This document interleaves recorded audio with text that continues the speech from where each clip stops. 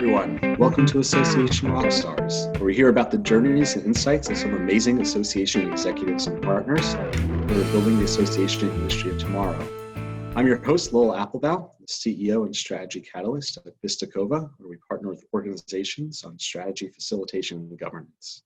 With me today, I'm really happy to have Ray Arambula, who is the Director of IT for the American Association of Respiratory Care.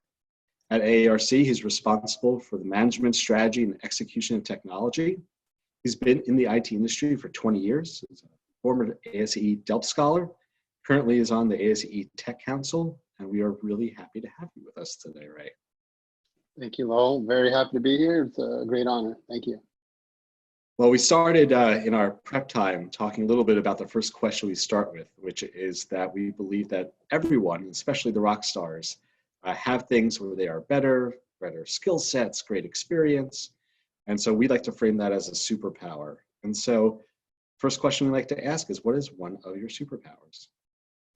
Yeah, oddly enough, that was a very difficult question for me. But I asked my wife and she's like, oh, that's easy. And I'm like, really? And she said, it's my ability to remain calm under pressure. And I thought about that, and I thought, I have heard that quite a few times. And, I think, maybe where most people might freak out or lose it, I have kind of the opposite effect where I get more alert, more focused, and really honed in on what it is we need to fix or resolve. I am human, though. I do get stressed and anxious. But, I think I just try to control it and not let it get prolonged to a state where, you do freak out and lose it. So, this is certainly going a little different direction, but this is certainly a time of stress and anxiety for many people.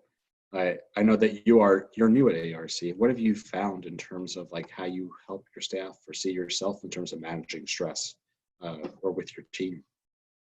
Yeah, when I started, one of the things I realized is, there were certain things we were subscribed to and we had purchased, but we weren't utilizing to the full extent in terms of technology. And so one of those being, what we do from a virtual sense. And so I ramped that up, not knowing what we were going to be faced with. And I ramped that up and got some of my team members involved in helping execute that into our organization. And we got it, going pretty well. And then within 2 weeks after that is when, we got the orders to go home. And so I'm really grateful that we got that in place and we just, worked together as a team to get that implemented. Yeah. But certainly that was just one of the things where, there was certainly a lot of uncomfortableness around that. Certain people just weren't used to the technology and how to use it. And so having to even support that remotely was different, but it's what you got to do at this point.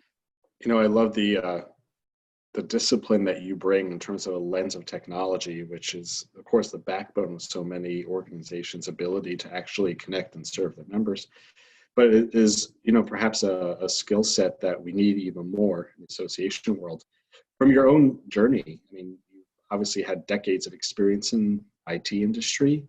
How did you find associations and what made this feel like a fit? Well, I was, early on in my career, I was always a techie and a nerd and, just loved technology, implementing it and supporting it. I never really saw myself, when I started working for association, I knew it was this nonprofit type of thing. And, we have members as part of our organization, but I never really understood fully, what it is that we do as an organization. And it wasn't until I started getting into management that I quickly started learning, exactly what it is associations do. Even more so is when my CEO, called me out and said, hey, I want you to apply for this DELP program at ASAE. And I thought, I heard of ASAE and I was a member, but I never heard of DELP. And the more I looked into it, I thought, I don't know if this is for me, and I don't know if I'd even qualify. And I'm in IT, they probably need someone on governance or marketing or something like that. And I went ahead and applied and, and I got accepted, and man, that really changed the game for me. I think, looking back, One of the first things I recognized was the importance of the work that associations do, and meeting with other leaders within the association community, seeing the strategies that they're focusing on, the decisions that they have to make around members, really put things into perspective and made me have a deeper appreciation for what it is I do. A lot of people may see IT as kind of behind the scenes, or, we live in a deep cave somewhere and, we throw them some food once in a while, but, really, we are a strategic partner, and it's important, the work that we do, to make sure that our members are getting everything that they need from our association. And so since then, I fell in love with what I do, not just on the technology side, but for what we do for our members as well. One of the things we were speaking about before is the power of mentorship, and how that has been something powerful in your own journey. I'm just wondering if you have a little bit to share about how that has helped in your own journey in the association field, and any future thoughts about like where mentorship you want to get involved, or it should go for others who want to get involved. Yeah, like I mentioned, when I got into management, someone called me out on that and said, I think you should, make the next move, and that next move should be in the management. And, I'm somewhat of an introvert and hesitant to jump into things like that, but, I decided to do it. And, my career has kind of evolved in that manner, where someone has called me out and said, hey, you need to be a part of that. And if it wasn't for those people doing that in my life and for me and for my career, I wouldn't have never been at the place I am right now. And so I'm extremely grateful for the mentors I've had. My current mentor is Reggie Henry at ASAE, and man, he's just so full of insight and just knowledge. And our hour just goes up really quick. But he's someone who's really helped me build my confidence, and recognize that I'm someone that needs to be involved in this association community. So now that I've received that, now I'm actually doing that for some other people as well, and it's so rewarding and so exciting to do that, and just loving it. I love the comment you made that you're an introvert, right? Because inherently we think of introvert like means you have to be a little more quiet, or they're not the first to step forward. And clearly you're on the tech council, you're a DELP scholar, like you're someone that like has stepped forward and has made progress and has like created a voice. As you're thinking to sort of the next generation of Rockstars, what do you think is going to be key to what should we be doing to help grow Rockstars that are introverts?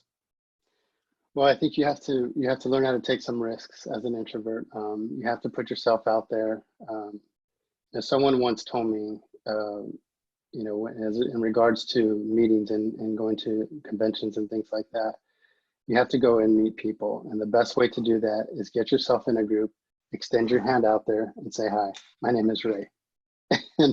and I tried that, and I thought, this is gonna be it. I'm gonna make a lot of new people, meeting all new people. I'm gonna make all these connections.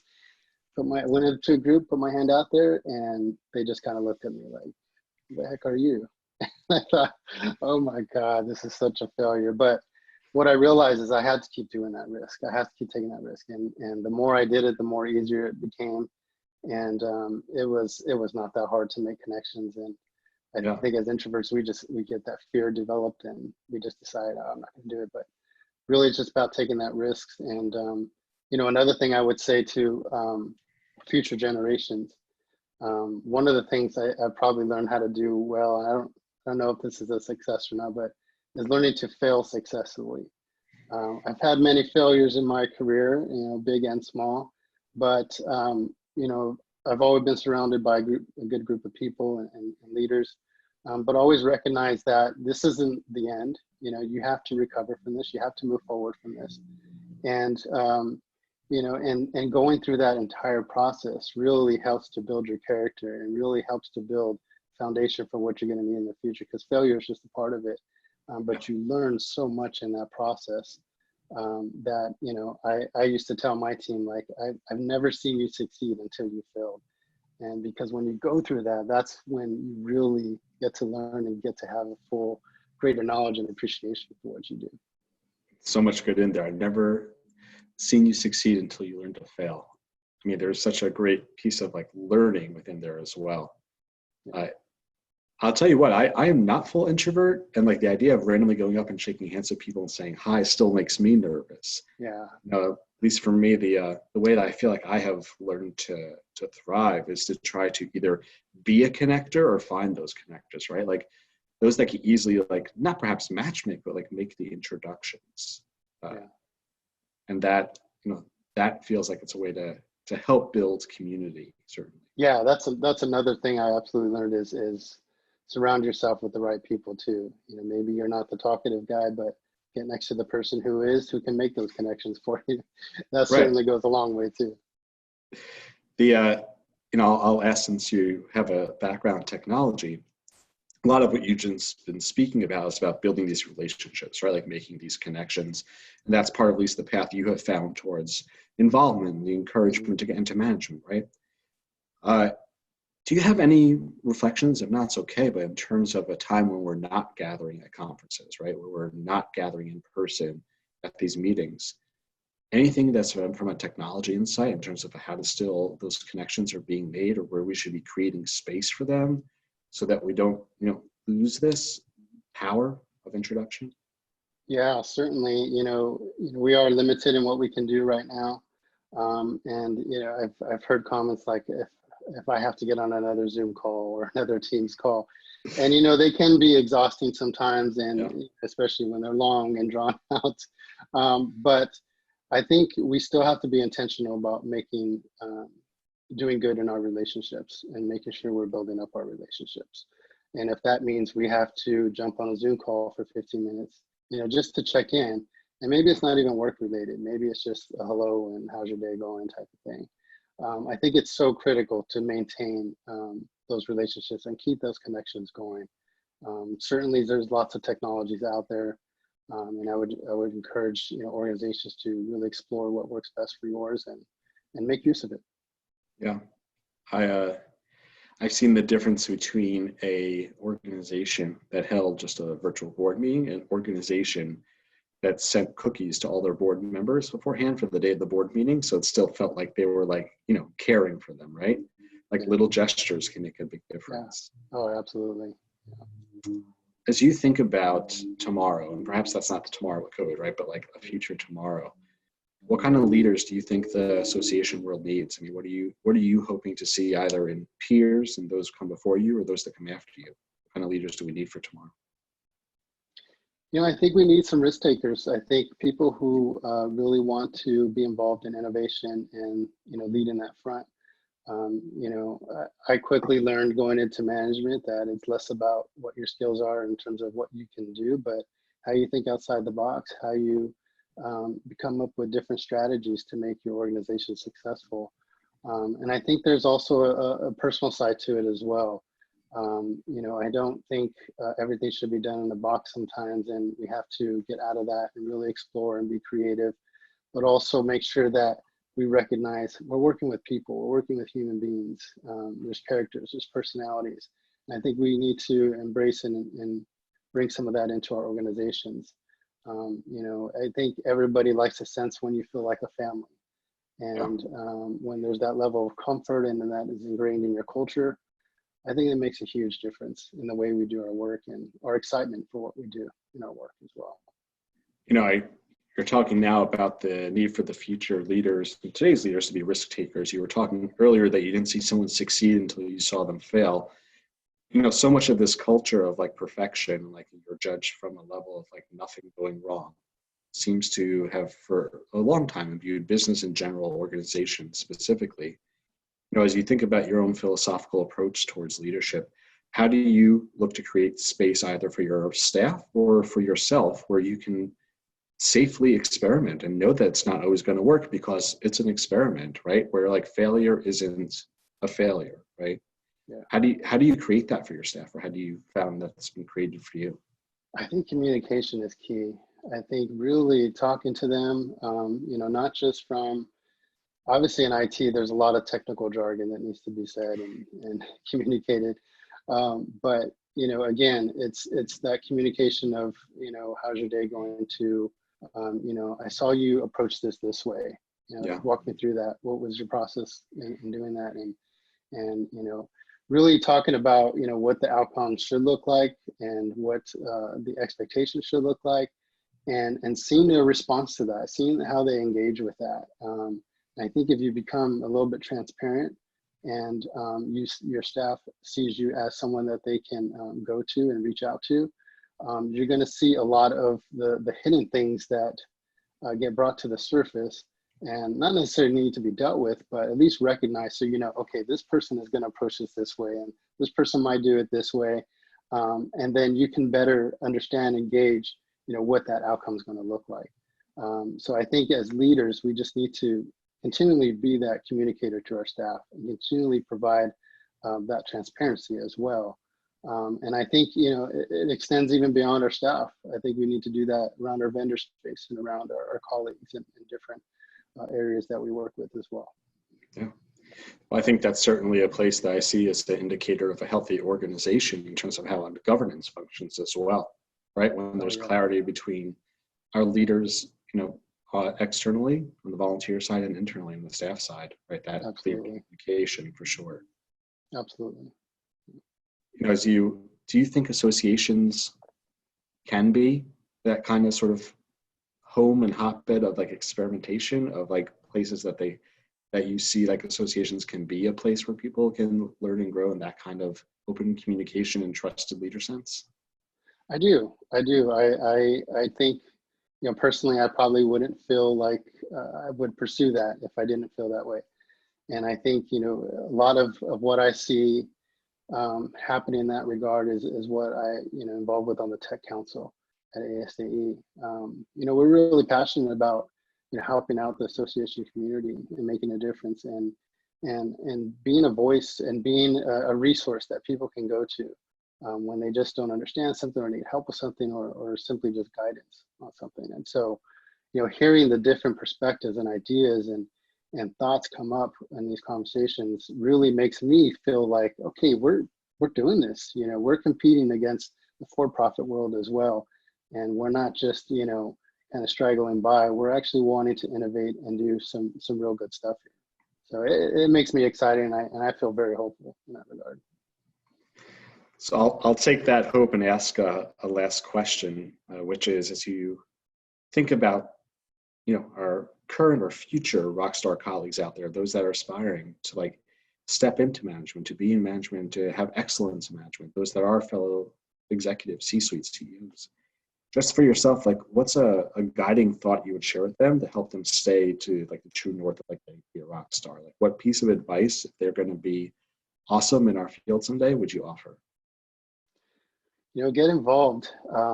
Whatever your type of personality is, there's so many ways to get involved. You don't have to feel like you have to be this great presenter or be this great communicator. You just need to take step one, and that's get involved at some level. And I think, for me, like I mentioned, one of the big difference makers was having a mentor, having someone in your life who's looking in and saying, okay, more than advice, here's some real hard truth to what you're doing right or not doing right. Have someone like that in your life to help you, guide you, and set your path correctly.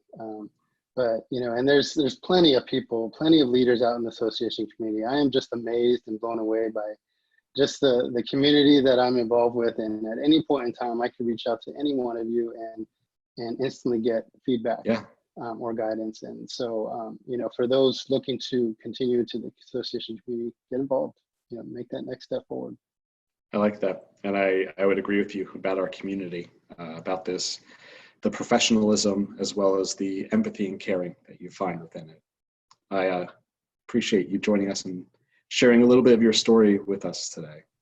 Thank you. It's been an honor, and really excited to be a part of this. Thank you. I want to also, of course, give thanks to Amy Hager, who's the one that's behind the scenes, making sure that your comments are being answered and Produce Association Rockstars. And of course, thank you to everyone joining us or listening to this after. Feel free to continue to post questions or ideas in the comments so we can continue to build upon our mutual success together. Until next time, Association Rock On.